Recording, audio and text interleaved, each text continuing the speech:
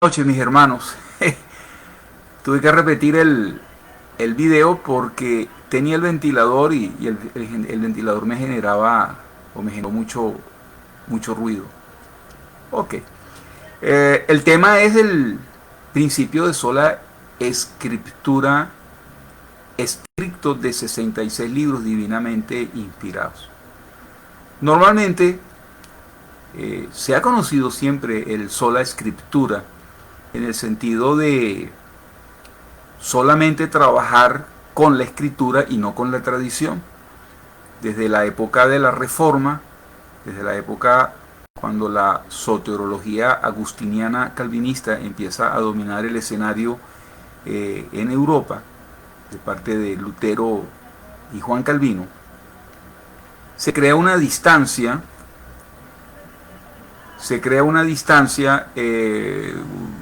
una cima entre la Iglesia Católica Romana, que tenía en su, digamos, en su estructura el tema de la tradición.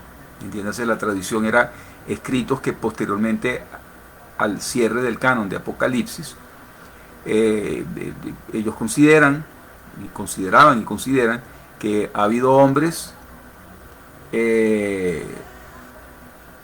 hombres que el Espíritu Santo seguía inspirándolos y dejaron una palabra escrita en sus libros, en sus tesis, en sus cartas, palabra que tenía el mismo valor que tienen las escrituras.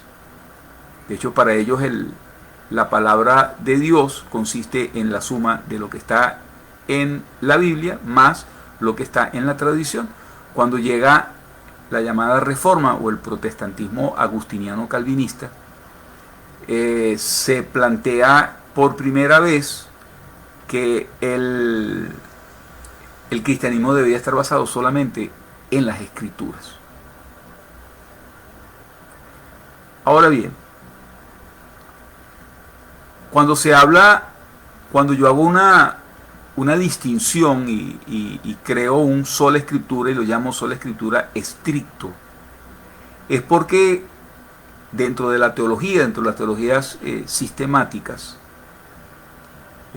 tanto en la agustiniana calvinista, entiéndase calvinista, y la evangélica, existen elementos extra escriturales que desde hace más de 1600 años, entiéndase ahorita el tema de la Trinidad, ha formado el ideario y la forma de pensar y la teología que estamos consumiendo, no solamente desde el año 325 hasta ahorita, sino desde la Reforma, por decirlo, desde la Reforma para acá, tomando ya en cuenta al calvinismo. Lo primero que yo debo entender es que nuestro Señor Jesucristo es la palabra, utilizando la Reina Valera de 1602. ¿Por qué? Porque a partir de 1813 la Reina Valera sufrió un cambio en Inglaterra de manos de un hombre llamado Diego Powell, Powell, donde por primera vez aparece la palabra verbo en una Reina Valera. Siempre nuestro Señor Jesucristo en el principio era la palabra, todo fue hecho por esta en femenino. La palabra habitó entre nosotros, se hizo carne, como sigue continuando Juan. La palabra de vida. En fin, hay 7 verbos, primera de Juan 5:7, y hay 3 que dan testimonio: el Padre, la palabra y el Espíritu Santo, y estos 3 son uno. Entonces, cuando yo comprendo que Jesús es la palabra, porque ¿cuál es el problema del verbo? Que el verbo es un subconjunto de la palabra. Usted agarra lo hice, cualquier hoja de la Biblia, la fotocopié y le quité, taché todo, menos, lo hice con Photoshop, todo menos los verbos, y eso es ilegible. Si el verbo no tiene el resto de los elementos gramaticales, no dice nada. Yo digo, solamente la palabra, comí. Ajá, pero ¿cuándo? ¿Qué? No puedo decir solamente comí. Y así sucesivamente. Una vez que yo tengo identificado que nuestro Señor Jesucristo es la palabra, ahora yo puedo ir con más precisión a primera de Corintios 3:11, cuando él dice que no podemos poner otro pensamiento, otro fundamento que no sea la roca, que no sea Cristo Jesús. Posteriormente aparece primera de Corintios 4:6, dice que el apóstol Pablo, que aprendamos a no ir, a no pensar, a no conocer más allá de lo que está escrito. Y él y Apolos, dos grandes eruditos, hombres intelectuales, se ponen como ejemplo. Ahora bien, estrictamente desde el punto de vista del fondo griego, entre el no y el más allá, no existe una palabra intermedia.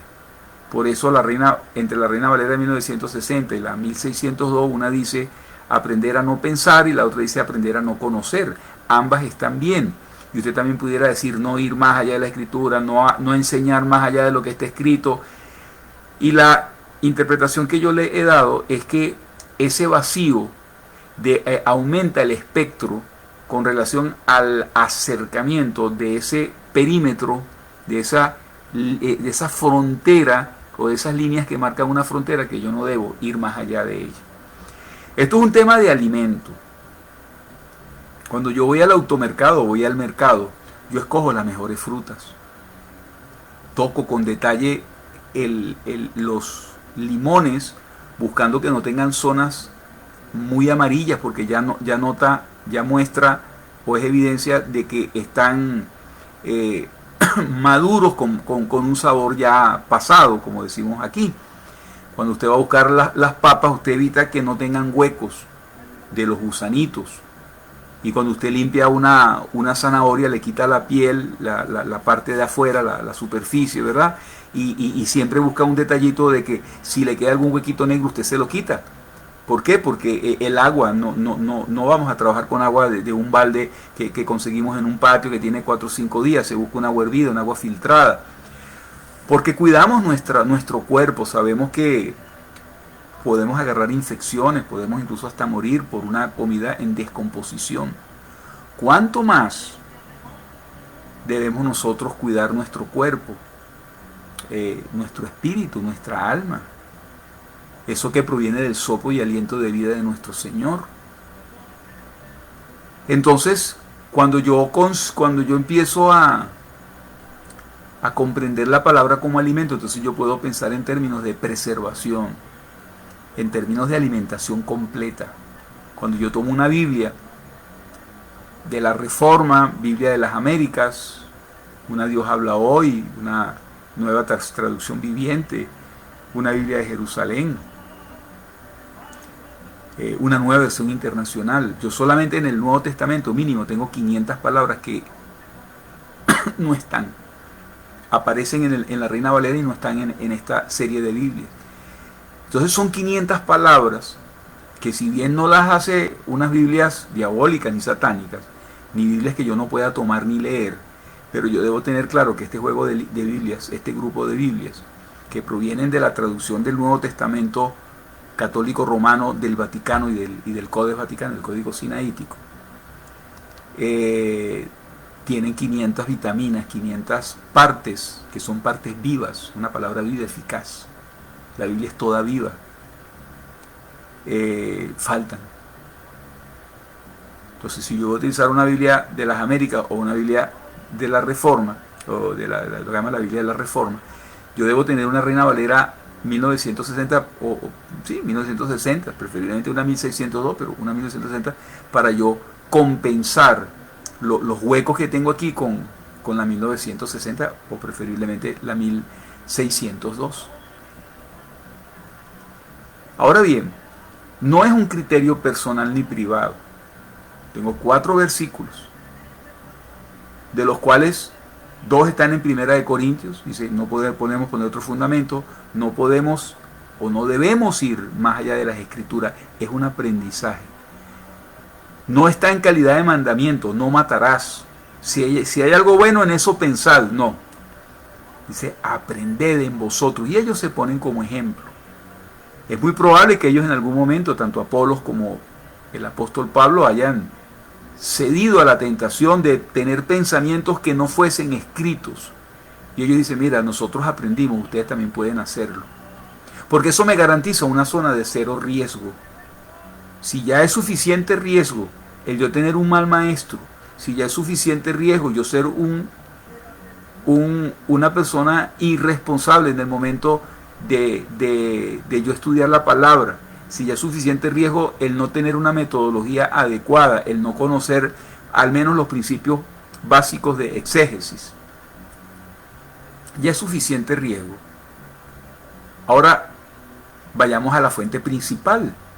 Yo puedo tener una extraordinaria exégesis, pero si yo utilizo una Biblia de los Testigos de Jehová, una traducción de los Testigos de Jehová, los resultados van a ser desastrosos, pero si yo tengo una Biblia extraordinariamente buena, y como es la 1602, que es la referencia, la autoridad para todas las Biblias en español, pero yo tengo una mala exégesis, pues también voy a sufrir problemas. Entonces, la combinación la combinación de cero riesgo es tener una Biblia Reina Valera, no tener elementos que no estén en ella y tener un buen trazado correcto de la palabra como el resultado de una exégesis adecuada. Para eso es que están los maestros dentro de las iglesias. Viene un versículo que es Colosenses 2.8. Colosenses 2.8, de acuerdo a los comentarios de John Lightfoot, A.T. Robertson, él habla de que la filosofía es un tipo de trampa, como trampa de Taur, esas trampas que te colocan en los circos y hay un hombre con una moneda y 3 vasitos y el hombre dice, adivina dónde está, y no te hace el truco completo y dice, está aquí en el del centro, hay $1, te vuelve a hacer la segunda parte, vamos a hacerla a ver, y el hombre pone $2 y aquí están, un ejemplo, ¿no? Pero después le dice, bueno, ahora vamos a apostar $100 y ahí es donde aparece el truco, y ya como la persona es un incauto, entonces aquí está, y resulta que no estaba y perdió los $100 que había apostado. Eso es un modelo para explicar las trampas de la filosofía en Colosenses 2.8. Y posteriormente aparece 1 Timoteo 6.3, donde Pablo dice, aquel que no habla de las palabras del Señor Jesús, y mire todo lo que aparece, está hinchado, feo lo que le dice a esa persona. La zona de cero riesgo es fundamental para mi crecimiento y para satisfacer el estándar de nuestro Señor Jesucristo, el cual nos dice que ni quitemos ni pongamos. Todo elemento extraescritural, aunque no esté en la Biblia como una añadidura a la Biblia, tiene el mismo rango de contaminante y de dañino como si yo tuviese una Biblia y en la Biblia me le hubieran quitado o me le hubieran puesto palabras que no fueron divinamente inspiradas. Ya conociendo estos 4 versículos, ya yo me separo desde el punto de vista de ser una fuente de información, porque ahora el único que puede convencerlos, el único que puede escribir en el corazón de ustedes, ese principio es el Espíritu Santo, y se nos guía a toda la verdad, nos convence de pecado, nos redarguye de pecado, como dice la 1602. Esos argumentos que yo digo sí, Él me los convierte en no, y los no que yo tengo, Él me los convierte en ese sí de verdad, en ese no que tiene que ver con la verdad también. Cuando Él nos guía a toda la verdad y con su unción magisterial, según 1 de Juan, capítulo 2, versículos 20 y 27, entonces nosotros estamos extraordinariamente equipados. Buena Biblia, estudio diligente con responsabilidad ética, moral, cristiana, humana, cívica, legal, Tengo una condición de rendición con relación a que nuestro Padre nos muestre cosas como niños, ayudado al Espíritu Santo. El Espíritu Santo no ayuda a los intelectuales, no ayuda a los entendidos en el contexto del contraste con los niños. Hay que ser un niño, no un niño manipulativo, un niño, con esa confianza ciega como sentado en las piernas de nuestro Señor Jesucristo, en su pecho. Decirle, Señor, yo quiero que tú me guíes a esa verdad, que tú me convenzas, que tú me... Porque es que la verdad es fundamental en el hombre. Ahora bien, ¿qué tiene que ver eso con los dos últimos versículos, con las dos últimas publicaciones polémicas que yo he colocado? Ahí está el centro de todo. ¿Qué he hecho yo? La Trinidad está fundamentada en el homoousios, donde una sustancia es común al Padre, al Hijo y al Espíritu Santo. Eso es lo que normalmente se llama Dios. Eso es el producto de un laboratorio. Como cuando usted es un químico y combina varias sustancias y saca varios elementos y saca una sustancia nueva, un elemento nuevo, un químico nuevo. Eso es Trinidad. La gente se asusta cuando se habla de Trinidad. ¿Por qué? Porque los arrianos, entiéndase los testigos de edad contemporáneo, en sus doctrinas muestran que Jesús es la primera creación de Dios, así, y a partir de la creación, un Dios que no era ni Padre, ni Hijo, ni nada, era un uno, como el número uno cuando usted escribe en el pizarrón. Él hace una primera creación, que es Jesús, y la hace ex nihilo, de la nada, según de Macabeos 7:28.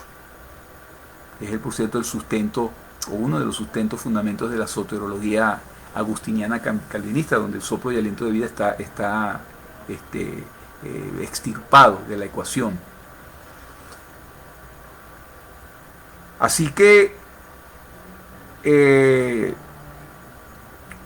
cuando nosotros empezamos a estudiar la Trinidad bajo el sola escritura estricto de 66 libros divinamente inspirados, las cosas cambian.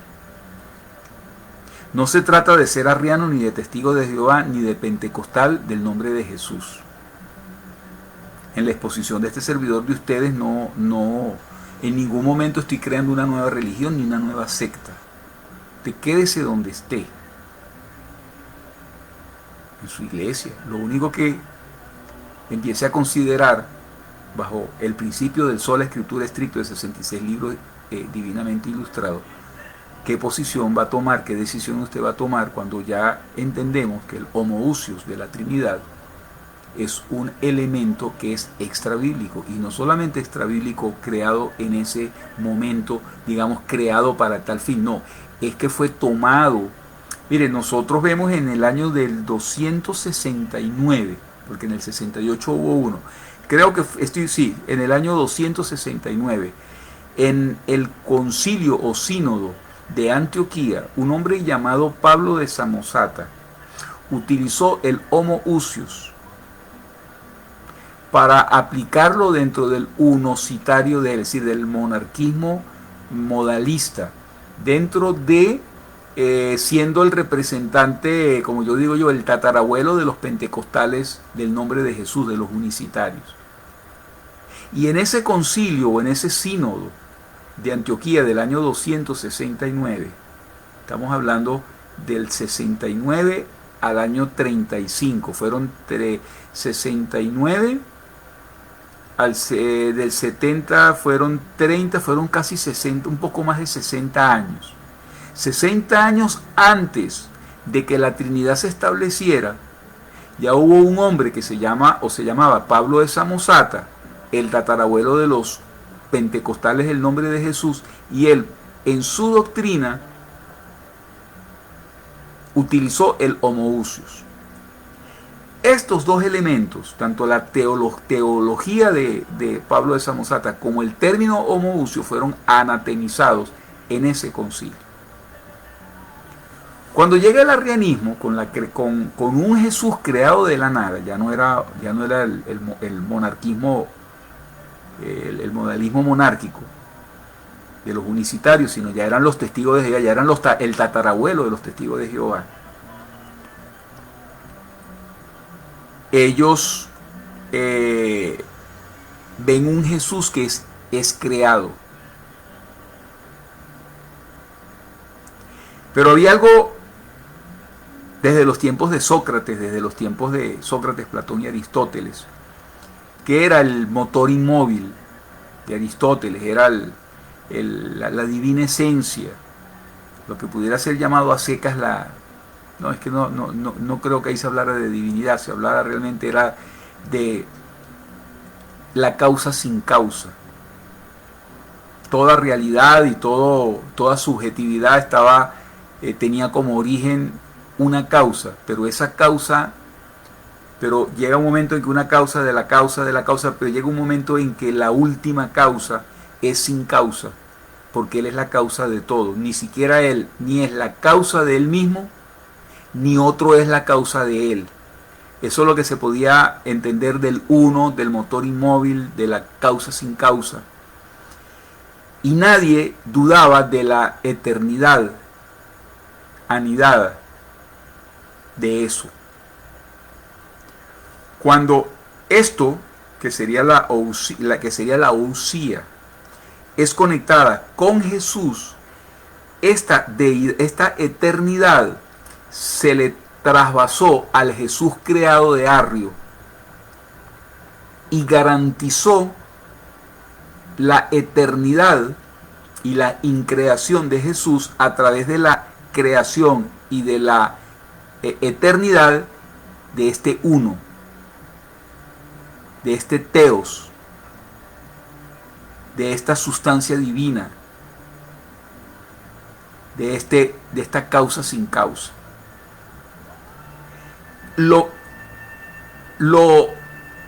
El término homoousios permitió la vinculación ontológica a nivel de sustancia a sustancia que hoy define la Trinidad.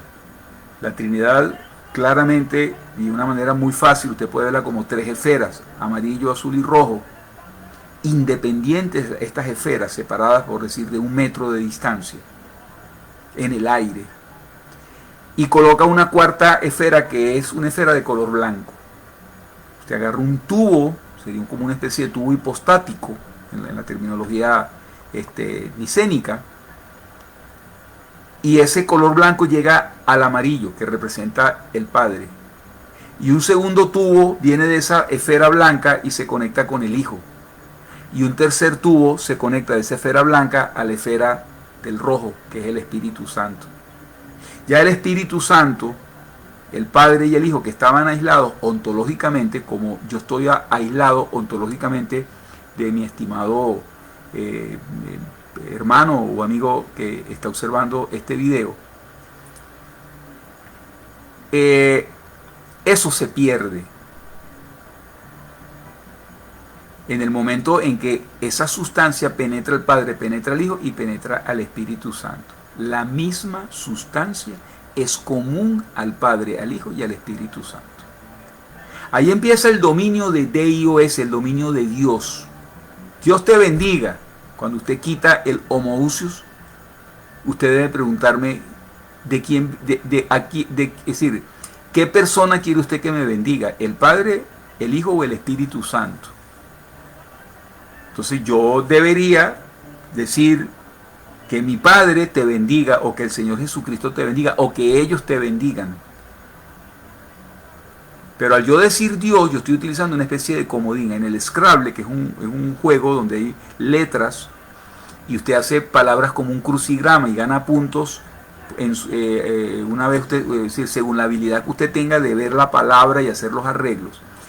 Hay 2 o 4 fichas que son en blanco, y cuando usted le llega es excelente, porque usted puede reemplazar esa ficha por cualquiera de las letras del alfabeto. Le hace falta una X, bueno, tengo esto. Ah, pero me hace falta una Z, la puedo poner como yo quiera. Ese es otro modelo para entender Dios. Es un aglutinante, es un compactador, porque es que realmente el Padre, el Hijo y el Espíritu Santo quedan como enlazados. Vean usted ahora en términos de lazo, como una cabulla que los une interna.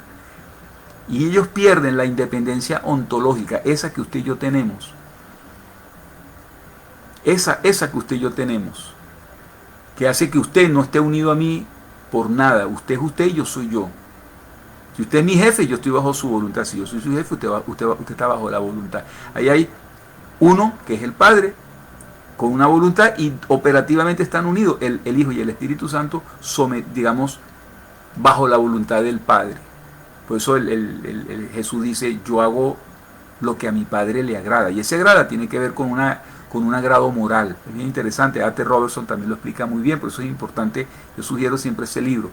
Los comentarios, digamos, exegéticos del Nuevo Testamento de A.T. Robertson, aunque él trabaja sobre, hay versículos que si no están como primera de Juan 5:7, que no está en la Biblia de la crítica textual, entonces él no lo comenta porque obviamente está trabajando sobre Biblia, pero sin embargo es extraordinariamente útil ese recurso. Ahora bien, estábamos hablando de la comida, del alimento.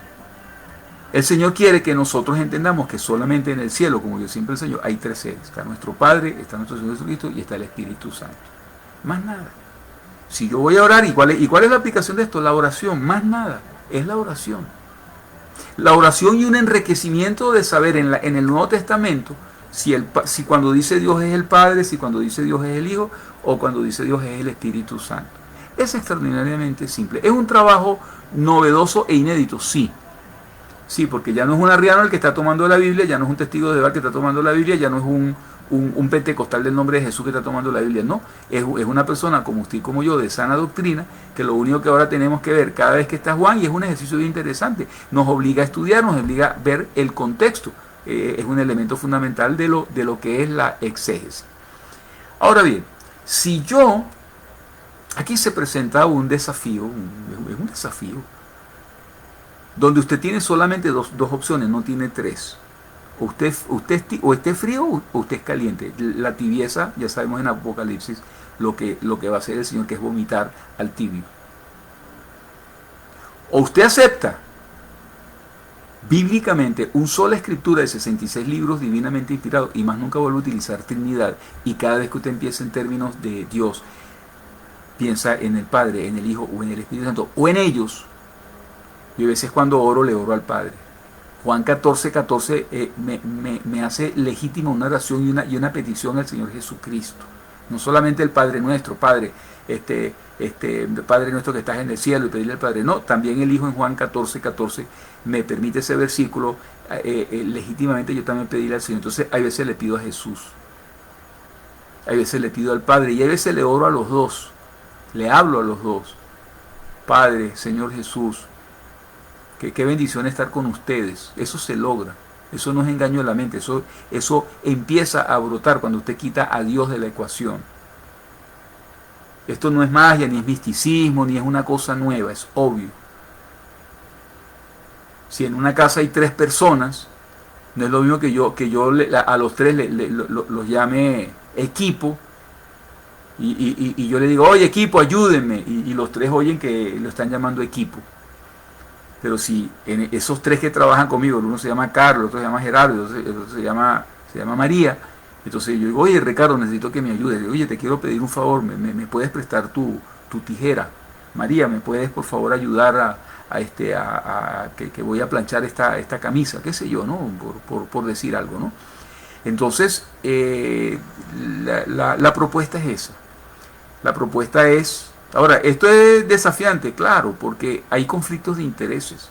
Es muy difícil que una persona en eminencia, una persona ya de cierto prestigio y posición dentro de una iglesia, vaya a repetir lo que yo estoy diciendo. No lo van a entender, es posible que sea expulsado, es posible que sea descalificado. Usted puede ver uno de los visitantes asiduos de mis presentaciones, satura con caritas amarillas, una burla, una descalificación. Los conflictos de intereses que cualquiera de ellos prefieren más bien sacrificar el, sacrificar el proceso académico de debate.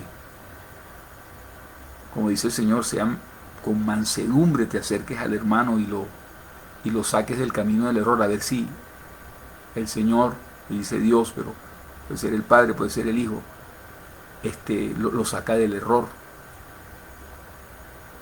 Yo estoy rendido bajo la premisa que he establecido, a oír sus correcciones potenciales,